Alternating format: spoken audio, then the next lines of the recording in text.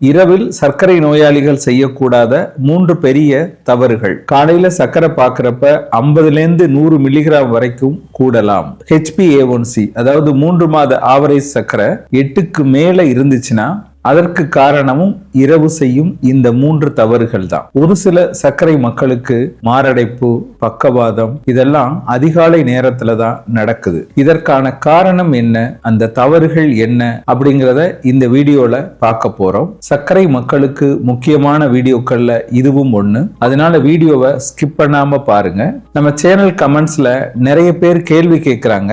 அந்த கேள்விகள்ல ஒரு சில கேள்விகள் ரொம்ப அறிவியல் பூர்வமானவை.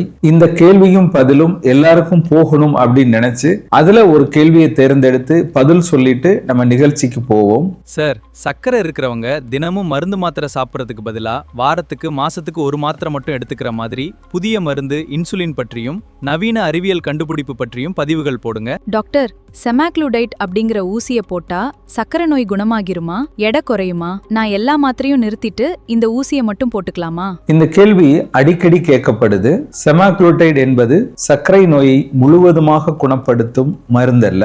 இது GLP-1 ரிசெப்டர் என்ற புதிய வகை மருந்து. நம்ம உடம்புல இயற்கையாவே GLP-1 அப்படின்ற ஹார்மோன் சுரக்குது.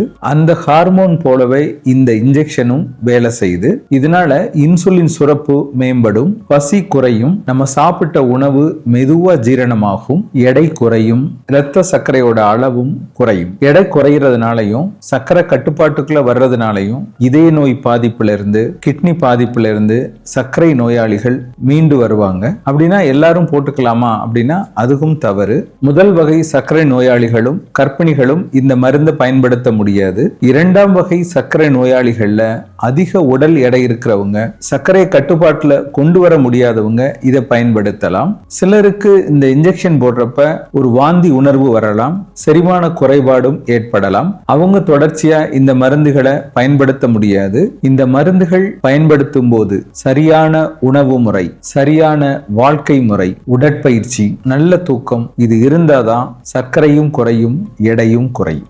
இப்ப நம்ம பேச வேண்டிய டாபிக் போயிருவோம். 54 வயசு ஐயா எங்கள் மருத்துவமனைக்கு வந்திருந்தார். நான் 2 வேளை தான் சார் சாப்பிடுறேன். காலையில 11 மணிக்கு சாப்பிடுவேன். சாப்பிட்டு 2 மணி நேரம் கழிச்சு சர்க்கரை பார்த்தா 140 அல்லது 150 தான் வருது. ஆனால் மறுநாள் வெறு வயித்துல சர்க்கரை பார்த்தா 180, 190, 200 எல்லாம் வருது. நான் மாத்திரையெல்லாம் கரெக்டா சாப்பிடுறேன், ஆனா ஏன் இப்படி வருதுன்னு எனக்கு புரியல அப்படின்னு சொல்லிட்டு வந்தார். சர்க்கரை மக்களுக்கு ஏன் வெறு வயித்துல சர்க்கரையோட அளவு அதிகம் ஆகுது, இத பத்தி தான் இன்னைக்கு நம்ம பேச போறோம். நான் டாக்டர் மணிவண்ணன், ஸ்ரீ பார்வதி சர்க்கரை நோய் மருத்துவமனை, காரைக்குடி. சர்க்கரை மக்களுக்கு முக்கியமான வீடியோக்கள்ல இதுவும் ஒண்ணு. அதனால அவசியம் சப்ஸ்கிரைப் பண்ணி பாருங்க. Facebookல பாக்குறவங்க ஃபாலோ பண்ணி பாருங்க. நம்ம சேனல்ல இருக்கிற ஜாயின் பட்டனை அழுத்தி பங்களிப்பு செய்த அனைவருக்கும் என் நெஞ்சார்ந்த நன்றி.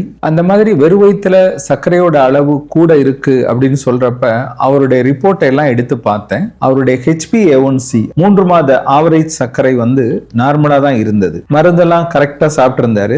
ஆனா வெறு வயித்துல எடுக்கப்பட்ட சர்க்கரையோட அளவு அதிகமா இருந்தது. அவர்கிட்ட சில கேள்விகள் கேட்டோம். காலையில எத்தனை மணிக்கு சாப்பிடுவீங்க?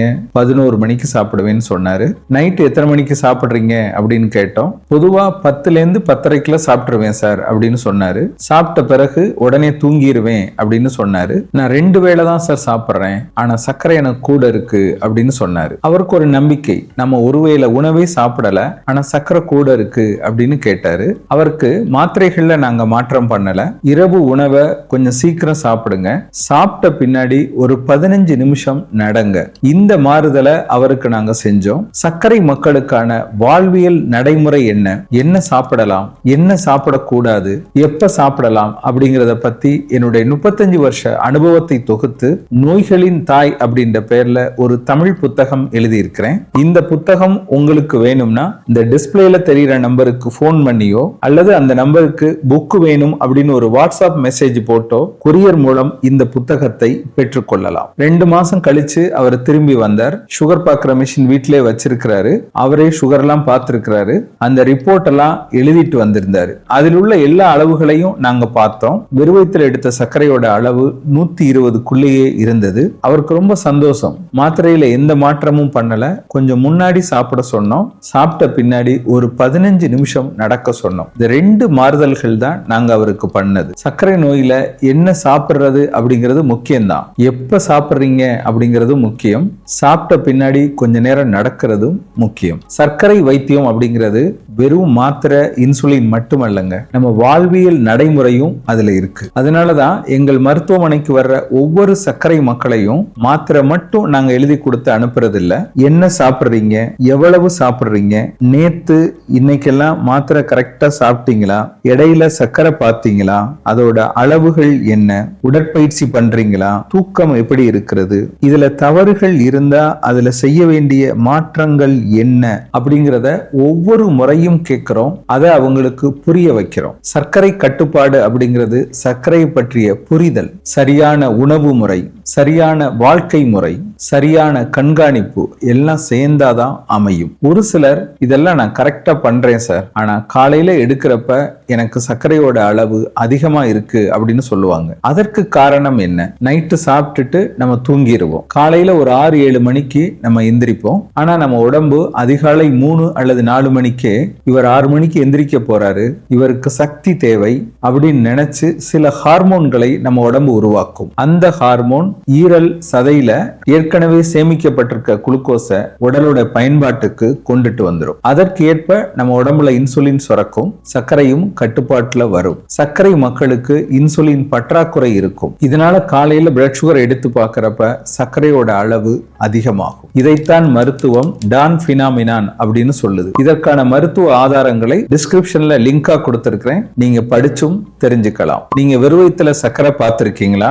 உங்க சர்க்கரையோட அளவு என்ன, அதிகமா இருக்கா அப்படின்றத கமெண்ட்ல சொல்லுங்க. இரவில் செய்யக்கூடாத 3 தவறுகள் என்ன? தவறு 1, இரவுல சாப்பிடாம இருக்கிறது அல்லது நீண்ட நேரம் சாப்பிடாம இருக்கிறது. இது காலையில வெறுவயித்துல எடுக்கிற சர்க்கரையை குறைக்கும் அப்படின்னு சில பேர் நம்புறாங்க. நான் ஏற்கனவே சொன்னேன்ல டான் பினாமினா, இதன்படி நம்ம உடம்புல ஏற்கனவே சேமிக்கப்பட்டிருக்க குளுக்கோஸ் நம்ம உடம்போட பயன்பாட்டுக்கு வரும். அதனால இயற்கையாவே நம்ம உடம்புல சர்க்கரையோட அளவு அதிகமாகும். அதனால இரவு உணவு அவசியம் தேவை. தவறு 2, இரவு உணவை சில பேர் ரொம்ப லேட்டா சாப்பிடுவாங்க. காலையில நம்ம சாப்பிடுற உணவுக்கும் இரவு 11 மணிக்கு சாப்பிடுற உணவுக்கும் நம்ம உடம்பு ஒரே மாதிரி செயல்படாது. இப்ப காலையில ஒரு 4 இட்லி சாப்பிடுறோம், அதே மாதிரி இரவு உணவுலையும் 4 இட்லி சாப்பிட்டா காலையில இருக்கிறத விட இரவு உணவுக்கு சர்க்கரை அதிகமா தான் இருக்கும். பகல் நேரத்துல நம்ம சாப்பிட்டுட்டு கொஞ்சம் நடமாடிக்கிட்டே இருப்போம். இரவு நேரத்துல நம்ம உடம்பு ஓய்வுக்கு தயாரா இருக்கும். அந்த ஓய்வு நேரத்துல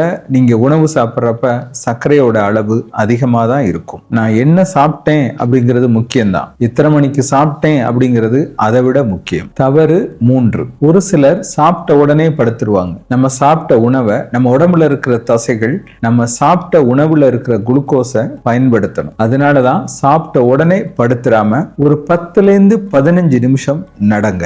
எங்கள் மருத்துவமனைக்கு வர்ற ஒவ்வொரு சர்க்கரை நோயாளிகளுக்கும் இந்த முறையை நாங்க கட்டாயம் சொல்றோம். நான் ஏற்கனவே சொன்ன சர்க்கரை நோயாளிக்கும் இந்த மெத்தடை தான் சொல்லி கொடுத்தோம். காலையில வெறும் வயிற்றுல சர்க்கரை அதிகமா இருந்தால் மருந்து வேலை செய்யல அப்படின்னு நினைக்காதீங்க. நாம செய்யற சின்ன சின்ன தவறுகள் தான் வெறும் வயிற்றுல எடுக்கப்பட்ட சர்க்கரையோட அளவு அதிகமாக காரணம். உங்களது சர்க்கரை குறைய அக்கறை காட்டுங்கள், அக்கறை காட்டினால் சர்க்கரை குறையும். உடம்ப பார்த்துக்கோங்க. இந்த வீடியோ பதிவோட முதல் கமெண்ட்ல இதை செய்தால் சர்க்கரை 120க்குள் வரும் அப்படின்ற வீடியோவும் இருக்கு, அதையும் போய் பார்த்து தெரிஞ்சுக்கோங்க.